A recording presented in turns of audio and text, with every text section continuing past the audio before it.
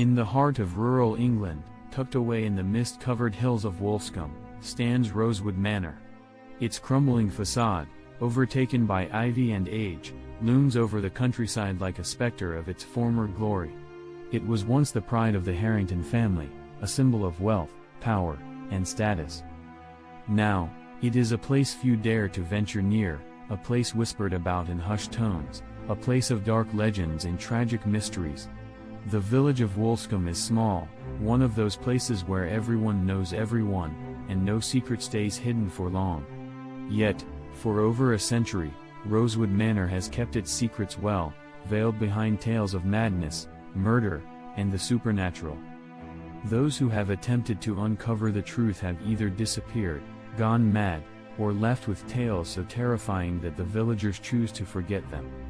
But one story, in particular, has lingered, passed down through generations. It is the story of the Harrington family, their sudden disappearance, and the chilling clues they left behind.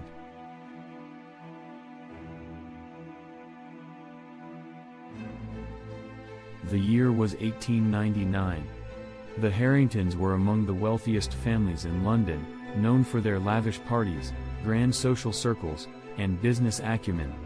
Lord Edmund Harrington, a powerful industrialist, had made his fortune in shipping and railroads, while his wife, Lady Eleanor Harrington, was admired for her beauty and grace. Their only child, Isabella Harrington, was a shy but intelligent young girl, just 16 years old when they left the bustling city life behind and moved to Rosewood Manor. The decision to leave London raised eyebrows. Why would such a prominent family retreat to the countryside, abandoning their status and connections? Rumors began to circulate. Some said Lord Harrington had made dangerous enemies, others claimed Lady Eleanor was ill, or that Isabella had been involved in a scandal too shameful to mention. The truth, as it turned out, was far stranger. From the moment they arrived at Rosewood Manor, something was amiss. The estate, though grand, had an unsettling presence. The servants whispered that the house itself seemed to breathe, with walls that creaked and moaned as if alive. The villagers kept their distance, watching from afar as the Harringtons settled in. But it was Isabella who became the focal point of the rumors. Though she had once been a frequent sight at London social events, no one saw her after the move. The manor became her prison, and soon, strange occurrences began to plague the estate. It was said that lights would flicker at odd hours, and the sound of footsteps could be heard in the dead of night, despite no one being there. The Harringtons grew more reclusive, refusing visitors and canceling their planned parties. The village doctor, who had been called to the manor on occasion, noted that both Lord and Lady Harrington looked increasingly haggard and worn. But when asked about their daughter, they would change the subject, their faces pale with fear.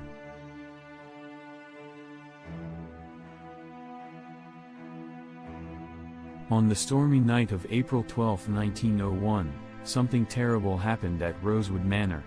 The sky was lit with flashes of lightning, and the thunder shook the ground.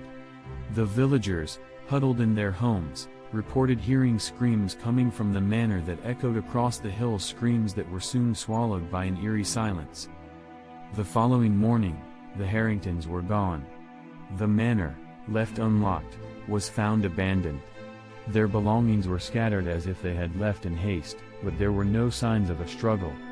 The dining table had been set for dinner, and a fire still smoldered in the hearth, yet not a trace of the family could be found. The local authorities searched the manor and the surrounding woods, but nothing turned up. It was as if the family had simply vanished into thin air. The servants, who lived in separate quarters on the property, claimed to have heard the screams but had been too terrified to investigate. They spoke of strange occurrences in the days leading up to the disappearance, doors opening and closing on their own, objects moving without explanation, and a woman's ghostly figure seen wandering the halls. It wasn't until investigators found Isabella's journal hidden in her bedroom that the true horror of what happened began to surface.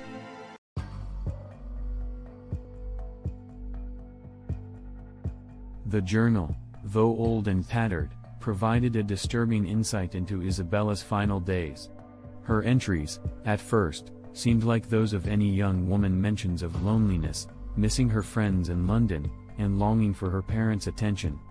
But soon, the tone of the journal shifted. Isabella began to write about strange occurrences within the manor.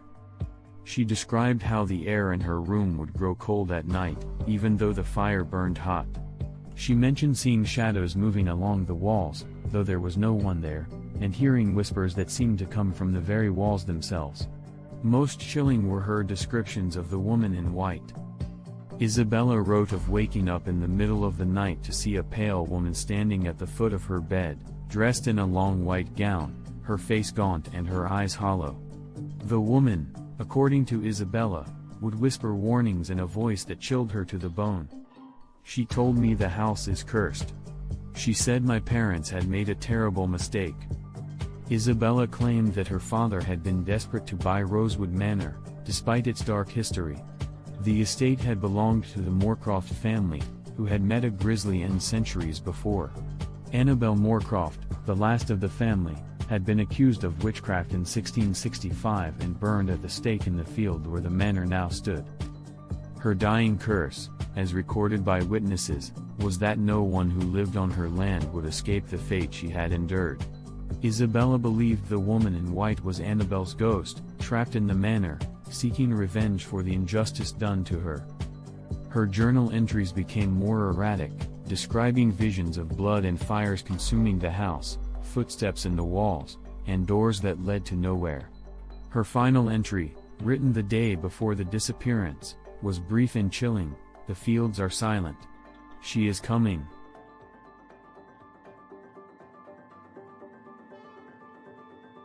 Despite extensive searches, the Harringtons were never found. The mystery of their disappearance became one of England's most enduring unsolved cases, drawing the attention of paranormal investigators and true crime enthusiasts alike. Over the decades, Rosewood Manor has remained abandoned, though it is far from empty. Visitors who have dared to enter the house have reported strange phenomena: doors slamming shut, whispers in the darkness, and the sensation of being watched. Some have even claimed to see the woman in white, standing in the windows, her hollow eyes staring out at the world she once cursed. In 1995, a group of university students from London decided to spend a night in the manor as part of a research project. One of the students, Hannah Davis, recorded their experience on an old cassette tape. In the early hours of the morning, Hannah can be heard on the tape, her voice trembling as she describes seeing a young girl in a torn nightgown standing at the end of the hall, her eyes black as coal.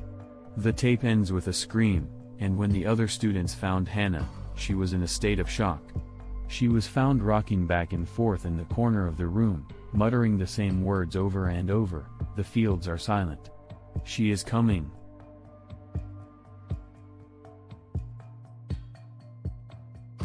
To this day, the mystery of the Harringtons and the curse of Rosewood Manor remain unsolved. Some believe the family was the victim of foul play, others think they were driven mad by the supernatural forces that dwell within the manor's walls.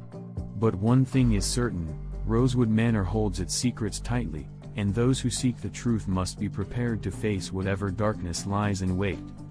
So, if you ever find yourself in the countryside near Wolfscombe, and you see the crumbling silhouette of Rosewood Manor in the distance, heed the warnings of the locals.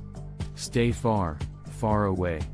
For some mysteries are best left unsolved, and some curses never die. Because if you listen closely on a cold, quiet night, you might hear the whispers of the past, the faint, eerie voice of Isabella Harrington, warning you from beyond the grave: "The fields are silent. She is coming."